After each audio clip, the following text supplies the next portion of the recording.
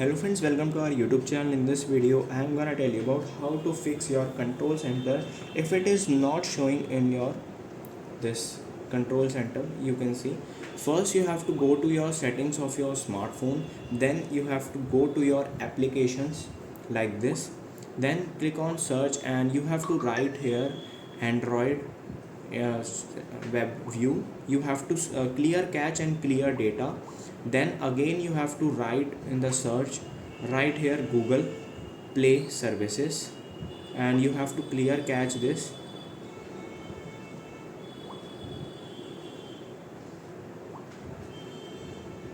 Here it is, and now it will fix your problem. If not, you have to restart your device.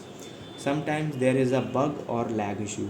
I hope you like this video. If you like this video, then subscribe to our YouTube channel for more helpful tips and tricks videos. See you next time.